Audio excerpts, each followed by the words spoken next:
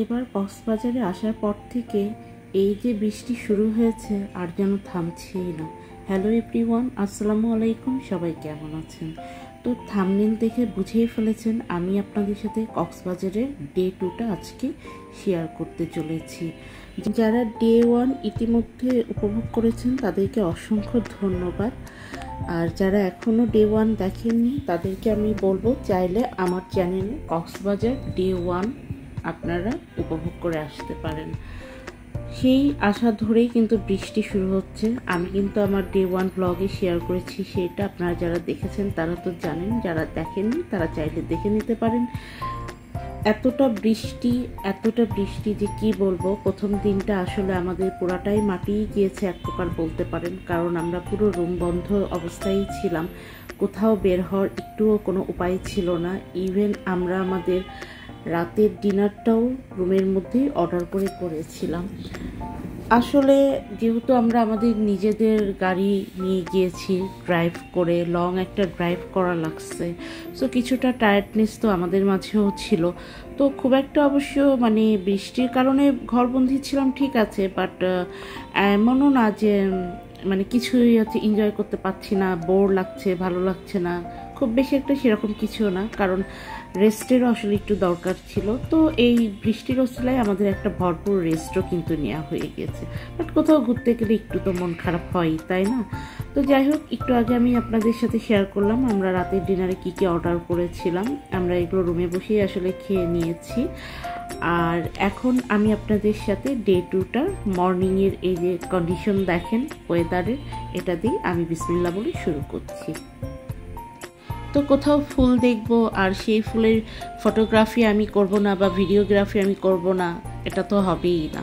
যারা সব আপু ভাইয়ারা অনেক দিন থেকেই আমাকে ফলো করেন বা আমার চ্যানেলের সাথে সংযুক্ত আছেন, তারা অবশ্যই এটা জানেন, কারণ আমি কম বেশি আমার প্রতিটা ব্লগে যখনই ফুল রিলেটেড কোনো কিছু শেয়ার করি আমি কিন্তু এই কথাটা বলি, কারণ সিরিয়াসলি আমি সত্যিই খুব ফুল পছন্দ করি, সেটা জংলি ফুল হোক বা কোনো কমন ফুল বা এক্সক্লুসিভ আনকমন কোনো ফুল।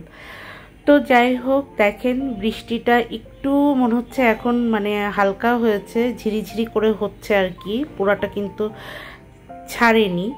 যা একটু আগে যে একটা ঝমঝমে বৃষ্টি হয়েছিল সকালে, সেখান থেকে এখন একটু কম হয়েছে। তো যাই হোক, আমরা এখন রিসর্টের বুফে ব্রেকফাস্টটা খেতে এসেছি। আমি আপনাদের সাথে শেয়ার করলাম ওনাদের আয়োজন কেমন কি থাকে। ওনাদের আসলে এগুলো কমন আইটেমই থাকে, খুবই অল্প পরিমাণে আইটেম থাকে, বেশি একটা ভ্যারাইটিস থাকে না। তবে আসলে নাস্তার জন্য আমার মনে হয় একটু কোয়াইট এনাফ। খুব বেশি আসলে খাবার থাকলে আমরা দেখা যায় অনেক সময় অনেক খাবার অনেকেই আছে, আমি যদিও বা আমরা পার্সোনালি আমি বা আমার হাজব্যান্ড কেউই খাবার নষ্ট করি না, বাট আমি দেখি আমার আশেপাশে অনেকেই আছে যে বুফে টাইপের আইটেমগুলো যখন সার্ভ করা হয়, খেতে পারুক আর না পারুক, প্রচুর পরিমাণে গাদা গাদা করে প্লেটের মধ্যে নিবে আর নষ্ট করে। যে জিনিসটা আসলে খুবই দুঃখজনক এবং খারাপ, কারণ খাবার জিনিসটা আমি নষ্ট করা একদমই পছন্দ করি না এই খাবারের জন্য। যাই হোক, এখন আমরা কিন্তু চলে যাচ্ছি মারমেইড বিচ রিসর্টে। আমাদের লাঞ্চটা আজকে আমরা ওখানেই করব। আমরা আসলে ইকো রিসর্টগুলো অতটা আমি বা আমার হাজব্যান্ড আমরা দুজনে কেউই পছন্দ করি না, কারণ আমাদের একটু পোকামাকড়ে ফোবিয়া বলেন, অ্যালার্জি বলেন, এগুলো আছে। তো আমরা সাধারণত অ্যাভয়েড করার চেষ্টা করি ইকো রিসর্টগুলো। তো বিচ রিসর্টটা, মারমেড বিচ রিসর্ট যেটা, এটাতে আমরা লাঞ্চের জন্য এখন আর কি যাচ্ছি। তো অ্যাজ ইউজুয়াল এই যে রিজু খালের এখানে কিন্তু একদম জ্যাম লেগে গিয়েছে, যেটা আমি আমার এর আগের বছরও আমি যতবারই কক্সবাজার ভ্রমণ করেছি ব্লগ আপলোড করেছি, তো সেগুলো তো আমি আপনাদের সাথে শেয়ার করেছি। আর আপনারা যারা যান তারাও জানবেন, আর যারা যাননি বাট সামনে হয়তো বা ইনশাল্লাহ যাবেন, তাদের জন্য আর কি আমি বলছি যে এই রিজু খালটা কিন্তু অনেকটাই পুরনো হয়ে গিয়েছে, যার ফলে এখানে একসাথে দুইটা গাড়ি পারাপার করাটাও একটু সমস্যা, যেহেতু ব্রিজটা অতটা চওড়া না, আর তাছাড়া ব্রিজটা একটু নড়বড়ে হয়ে গিয়েছে বলে রিক্সটাও নেয় না ওখানকার প্রশাসন। এই জন্য এরকম একটু একটা একটা করে যেহেতু পার হতে হয়, তাই একটু জ্যাম পড়ে যায়। তবে একটা গুড নিউজ হচ্ছে যে পাশেই নতুন করে একটা রিজু খালের ওপরে ব্রিজ তৈরি হচ্ছে, যে এই ব্রিজটার মানে কনস্ট্রাকশন কাজ আমরা দেখে আসলাম। তো ইনশাল্লাহ ওটা হয়ে গেলে আর হয়তো বা এই ধরনের জ্যামে পড়তে হবে না বা এই সমস্যাগুলো হবে না। তো আমরা কিন্তু মারমেড বিচ রিসর্টে চলে এসেছি। রিসর্টটা আমি আপনাদের সাথে যতটুকু পারবো ততটুকু ভিডিওর মাধ্যমে শেয়ার করার চেষ্টা করছি এখানে। আর আমরা এখানে লাঞ্চটা করব, তারপরে আমরা নেক্সট কোথায় যাব কি করব সেগুলো তো সবই আপনাদের সাথে আমি শেয়ার করব। বাট এই মুহূর্তে পর্যন্ত কিন্তু আমরা ডিসিশন নিইনি যে এই লাঞ্চের পরে আমরা কি করব, কারণ এত বৃষ্টি দেখেন। বর্ষাকাল কিন্তু ভালো লাগে, খুব একটা খারাপ লাগে তা না, কিন্তু কখন ভালো লাগে জানেন? যখন আপনি হয়তোবা আপনার প্রিয়জনদের সাথে বাসায় বসে আড্ডা দিচ্ছেন, গরম চায়ে চুমুক মারছেন, জমিয়ে গল্প চলছে, ফাটিয়ে হাসাহাসি চলছে, তখন ভালো লাগে। কিন্তু যখন আপনি আপনার কর্মস্থলে বের হবেন, স্কুল কলেজ ভার্সিটিতে যাবেন, আর কোথাও যদি বেড়াইতে গেছেন, তখন যদি এরকম বৃষ্টি হয় তখন কিন্তু একটু মনটা খারাপই হয়, তাই না? কি বলেন আপনারা? তো এই বৃষ্টির মধ্যেও কিন্তু যথেষ্টই টুরিস্ট কক্সবাজারে ছিল। মানে আমরা যখন ঘুরতে বের হয়েছি বা রাস্তায় বলেন, রিজুখালের ওখানে বলেন, স্পটগুলোতে বলেন, সব জায়গায় কিন্তু মোটামুটি ভালোই টুরিস্ট দেখা গিয়েছে। কারণ আসলে সবারই তো ধরেন একটা ছুটি ছাটার একটা বিষয় আশায় থাকে। কারণ হচ্ছে বাচ্চাদের, অনেকের বাচ্চা কাচ্চা আছে, তাদের বাচ্চাদের স্কুল, অনেকে নিজে জব করে, হাজব্যান্ড জব করে, সেই সব কিছু মিলায় একটা ছুটি পড়লে কিন্তু সবাই ঘুরতে বের হয়ে যায়, তাই না? তো এখন ওয়েদার খারাপ হয়ে গিয়েছে, কিছু করার নেই। আমরা যখন আসলে ঢাকা থেকে বের হই তখন কিন্তু এতটা বৃষ্টি হওয়ার কোনো সম্ভাবনা ছিল না, বা আমরা ওয়েদার চেক করেই গিয়েছিলাম গুগলেও কিন্তু সেভাবে তেমন কিছু দেখানো হয়নি। তো যাই হোক, আমরা ভেবে নিয়েছি যে এটা আমাদের ভাগ্যে ছিল হয়ে। আর তাছাড়া লাইফে কিন্তু সবসময় পজিটিভ থাকতে হবে, তাই না? যে কোনো মুহূর্ত, যে কোনো মৌসুম, যে কোনো সিচুয়েশনেরই কিন্তু আলাদা একটা ভালো দিক আছে, শুধু খারাপটাকে হাইলাইট করলে চলবে না। এই যে দেখেন, বর্ষা হয়েছে বলেই কিন্তু সমুদ্রটা দেখতে এত বেশি সুন্দর লাগছে। শান্ত সমুদ্র কিন্তু তেমন একটা ভালো লাগে না। আমরা দেশের বাইরে যখন বেড়াতে যাই, বিদেশের সমুদ্রগুলো, মানে আমরা যে কয়েকটা দেখেছি আর কি, ওগুলো না কেমন একটু ঠান্ডা প্রকৃতির, মানে আমাদের দেশের মতন এত বড় বড় বিশাল বিশাল ঢেউ কখনো আমরা দেখিনি। তো আমার হাজব্যান্ড কিন্তু এটা খুব মিস করে। ও দেশের বাইরে গেলেই সমুদ্রতে যখনই আমরা যাই তখনই ও কিন্তু বলে যে আমাদের দেশের সমুদ্রটাই হচ্ছে বেস্ট। তো এটা কিন্তু ঠিক। তো এই যে যদি এখন বর্ষাকাল না হয়ে এখন যদি শীতকাল হতো তাহলে কিন্তু সমুদ্রটা অনেকটাই শান্ত থাকতো, এতটা ভালো লাগতো না। বাট উত্তাল সমুদ্র কিন্তু বেশ ভালোই লাগে, তাই না? তো যাই হোক, আমরা কিন্তু আমাদের ফুড অর্ডার করে দিয়েছি। আমি মারমেড বিচ রিসর্টটাতে দেখলাম ওনারা খুব সুন্দর সুন্দর পেন্টিং দিয়ে ডেকোরেশন করে রেখেছেন, আরও অনেক কিছু দিয়ে ডেকোরেশন করেছে, খুব ভালো লাগছিল। তবে একটু যে ঘুরে ফিরে দেখব বা আপনাদের জন্য একটু ভিডিও করব, এই যে দেখেন বৃষ্টি, ইভেন আমি নিজেও যে নিজের একটু ফটোগ্রাফি করব বা ন্যাচার ফটোগ্রাফি করব, কিছুই তেমন একটা করতে পারিনি। কিছু মানুষ ঘুরছিলেন ভিজে ভিজে, তো দেখছিলাম আর কি, আর ভালোই লাগছিল যে ওনারা ঘুরতে এসছেন, এনজয় করছেন। তো যাই হোক, আমাদের ফুড কিন্তু চলে এসছে। এখন যে পিৎজাটা আপনারা দেখছেন এটা কিন্তু সি ফুড পিৎজা। আমি সি ফুড পিৎজা এর আগে ট্রাই করেছি কিনা আমার মনে পড়ছে না। তো আমি এখানে সি ফুড পিৎজার অপশন দেখলাম, তো আমি একটা সি ফুড পিৎজা অর্ডার করলাম, আর একটা চিকেন বারবিকিউ পিৎজা অর্ডার করেছি। মানে পিৎজা অর্ডার করেছিলাম দুইটা, আর এইটা ছিল সি ফুড ফ্রাইড রাইস একটা মিল। আমার কাছে এই মিলটাও বেশ ভালো লেগেছে। ওনাদের পিৎজাগুলো মোটামুটি ভালোই ছিল আলহামদুলিল্লাহ। সি ফুড হচ্ছে যে ফ্রাইড রাইসটা, এখানে দেখেন অনেক রকম অনেক কিছুই কিন্তু সি ফুড মিক্সচার করা আছে, ভালো লেগেছে। আমাদের সার্ভ করার স্টাইলটা আমার খুব ভালো লেগেছিল। একটা সেরামিকের বোলের মধ্যে কলার পাতার উপরেতে ওনারা সার্ভ করেছিল, ভালোই লেগেছিল। আর ফুড কোয়ালিটিও খারাপ ছিল না, আলহামদুলিল্লাহ মোটামুটি ভালোই ছিল। তো যাই হোক, আমরা কিন্তু এখন এই যে বের হয়ে যাব, আমরা এখন যাব কিন্তু কলাতলিতে যে আজকে আমরা টুকটাক আমাদের শপিংটা করে ফেলবো। যদিও বা এবার আসলে তেমন একটা কিছু কেনার আমার বাকেট লিস্টে নেই, কারণ আপনারা যারা আমার চ্যানেলের সাথে সংযুক্ত আছেন তারা তো জানেনই যে আমি কিন্তু এই বছরের শুরুর দিকেও কিন্তু কক্সবাজার গিয়েছিলাম এবং তখন প্রচুর পরিমাণে শপিং আমি করেছি। তো শুটকি বলেন, আচার বলেন, অনেক কিছুই নিয়ে এসেছিলাম। তারপরে ওখানে যেই কসমেটিক্স বলতে মানে ওই যে জুয়েলারি আইটেম যেগুলো পাওয়া যায়, এগুলো অনেক কিছু কেনাকাটা করেছে। তারপরে একটা জায়গায় যাব আর আমি শপহলিক হয়ে শপিং করব না, সেটা তো হয় না, তাই না? তবে এবার শুটকি কেনাটার আমার তেমন একটা ইচ্ছা নেই। যদি ভালো লাগে তাহলে হয়তো বা নোনা ইলিশটা একটু কিনতে পারি, আর যদি দেখি যে সেটাও খুব একটা ভালো লাগছে না, কারণ যেহেতু অনেক বৃষ্টি হয়েছে কিছুদিন যাবতই, আর বর্ষার সিজন চলছিল, শেষের দিকে এসেও তো মনে হচ্ছে ফুলে দমে বর্ষা শুরু হয়ে গিয়েছে।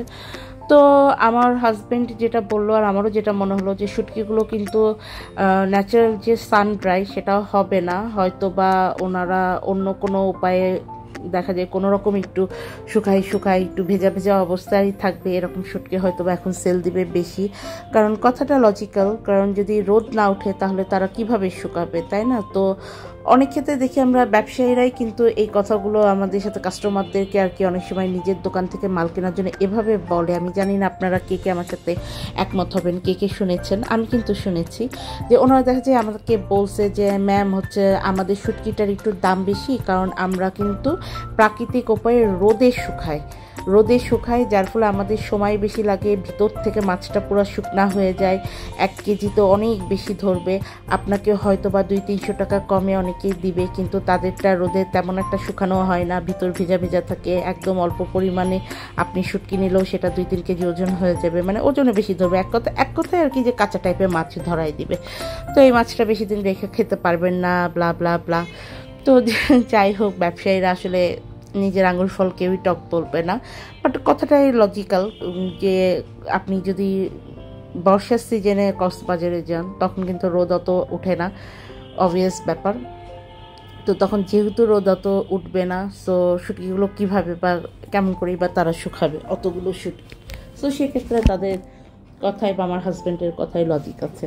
তো দেখা যাক কি হয়, কি কিনতে পারি বা কি না কিনি। তো আমি এবার কলাতলির, যেহেতু আমি এবার ইনানি রিসর্টে ছিলাম, তো কলাতলির এই দিকটাতে আমি বেড়াতেই আসছি বলতে পারেন।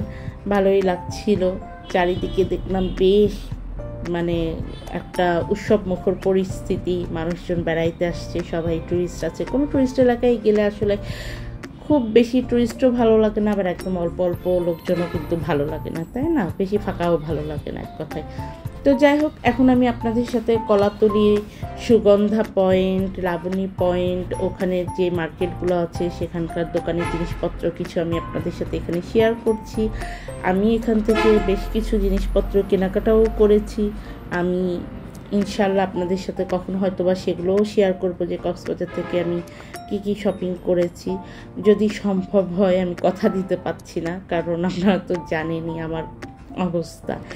একটা ভিডিওতে জাস্ট একটা ভয়েস ওভার দিয়ে ছাড়বো, তাও সেটা ছাড়তে যে আমার আসলে সময় হয়ে ওঠে না। অনেক কষ্ট করে আসলে এই চ্যানেলটা এখনও পর্যন্ত আমি রান করছি, কারণ আমার কাছে মনে হয় যে মেমোরিগুলো ধরা থাকে, তাই না? আমি এই চ্যানেলে আপলোড দিই, আপনারা যে কয়েকজনই আছেন আপনারা আমার সাথে অনেক দিন থেকেই হয়তো বা আছেন, যারা প্রথম থেকে আছেন, শুরু থেকে আছেন। আমার এই যে একেবারে সাদামাটা ব্লগ, তারপরেও আপনারা দেখেন, আমি এটাতেই অনেকটা উৎসাহিত হই, আমার ভালো লাগে। তো আমি চেষ্টা করি আর কি যে চ্যানেলে কিছু কিছু করে আপলোড দিয়ে রাখতে, আমার মেমোরিগুলো থাকলো। আপনারা যারা দেখতে ভালোবাসেন আপনাদের জন্যও আপলোড দিই, যদি কোথাও কখনো একটু উপকার আপনাদের লাগে, আপনাদের যদি কিছু জানাতে সাহায্য করতে পারি, কিছু দেখাতে সাহায্য করতে পারি, তো এই কষ্টটুকু আসলেই তখন সার্থক হয়ে যাবে, তাই না? কারণ আমরা কিন্তু অনেক সময়, যেমন আমরা নিজেরাও তো বিভিন্ন জায়গায় বেড়াতে যাওয়ার আগে অনেক টাইপের ভ্লগ, অনেক টাইপের ভিডিও দেখে কিন্তু আমরা অনেক কিছু জানতে পারি, অনেক কিছু জেনে আমরা সেই হিসেবে আমাদের নিজেদের প্ল্যানটাকেও আমরা কিন্তু সাজাতে গুছাতে পারি, তাই না? তো আমার ভিডিওগুলো দেখে যদি কেউ উপকৃত হন আমার সত্যিই অনেক ভালো লাগবে। তো যাই হোক, এই যে আপনাদের সাথে আমি একটু একটু করে কিন্তু ওখানকার মার্কেট, এই যে শুটকির বাজার, তারপরে শুটকির দোকানগুলো দেখেন মোটামুটি কিন্তু ফাঁকা, মানে আমার হাজব্যান্ড যে লজিকটা আমাকে দিল এই লজিকটা মোটামুটি সবারই মাথায় কিন্তু কাজ করেছে, তাই না? যে এত বর্ষার সময় যে শুটকিগুলো এখন পাবো এগুলো একটু ভেজা ভেজা ভাবই থাকবে এবং এগুলো বেশি দিন ঘরে রেখে খাওয়াও যাবে না, আর ওজনেও কর্তা পড়বে না, কারণ শুকনা জিনিসে যতটা ধরবে কাঁচা জিনিস নিশ্চয়ই তার হাফ ধরবে, তাই না? তো এখন কিন্তু আমাদের রাতের ডিনারের টাইম হয়ে গিয়েছে, তো আমরা নিরিবিলি রেস্তোরাঁতে চলে আসলাম। আমরা কিন্তু এই রেস্তোরাঁটাতে এর আগেও অনেকবারই খাওয়া দাওয়া করেছি।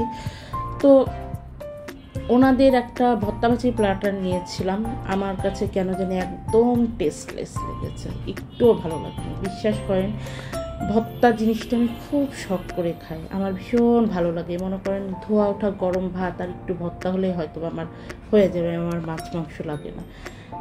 আমার একটুও ভালো লাগেনি, কোনো টেস্ট ছিল না, মজা ছিল না। কেন এরকম হলো জানি না, ওনাদের হয়তো বা শেপ চেঞ্জ হয়েছে কি না তাও বলতে পারবো না, কারণ এর আগে যতবারই খেয়েছি আমার কিন্তু খুব একটা খারাপ লাগেনি, ভালোই লেগেছে। বরঞ্চ ভালো লেগেছে বলেই কিন্তু আবার এগেন গিয়েছিলাম, তাই না? তো এখন জানি না শেপ চেঞ্জ হয়েছে না কি, হয়তো বা ওই যে আমার মা একটা কথা বলে যে বড় বড় বাবুর্চিরও হাতের রান্না অনেক সময় মানে ভুল ত্রুটি হয় বা একই রকম স্বাদের হয় না। তো জানি না শেপের মন খারাপ ছিল নাকি পুরনো শেপ হয়তো বা ছিল না, বাট ভালো লাগেনি মোট কথা আর কি, যেটা আমি 10-এ 5 দিব এই আর কি। বাট ওনাদের ফালুদাটা মজা ছিল, ফালুদা যেটা আপনাদের সাথে আমি শেয়ার করলাম, ফালুদাটা খেলাম, ফালুদাটা মজাই ছিল। তো যাই হোক, ডিনার করে আলহামদুলিল্লাহ আমাদের আজকের দিনটা আমরা সাকসেসফুলি খুব সুন্দর করে শেষ করতে পারলাম। আগামীকালকে কি হবে, কোথায় যাব, কি করব সবটাই আপনাদের সাথে ইনশাল্লাহ সময় সুযোগ মতন শেয়ার করব। আপনাদের যদি দেখার আগ্রহ থেকে থাকে তাহলে অবশ্যই আমার চ্যানেলটা সাবস্ক্রাইব করে রাখবেন, পাশে থাকা বেল আইকনটা প্রেস করে রাখবেন, তাতে করে হবে যখনই আমি যে ভিডিওটা আপলোড করব সবার আগে নোটিফিকেশন আপনার কাছে চলে যাবে। ভিডিও রিলেটেড কোনো কিছু জানার বা জানানোর থাকলে আমাকে কমেন্ট করতে পারেন। আপনাদের জন্য থাকবে অনেক অনেক দোয়া এবং ভালোবাসা, আমাদের জন্যও দোয়া করবেন, আমাদেরকেও ভালোবাসা জানাবেন। সবাই নিজের পরিবারকে নিয়ে নিরাপদে থাকেন, ভালো থাকেন, আল্লাহ সবার মঙ্গল করুক। সেই সাথে সাথে আমরাও যেন নিরাপদে থাকি, ভালো থাকি, আমাদেরও যেন মঙ্গল আল্লাহ তাআলা করেন, সেই দোয়া আমাদের জন্যও করবেন। সবাই ভালো থাকবেন। আজকের মতন এখানেই শেষ করছি। আল্লাহ হাফিজ।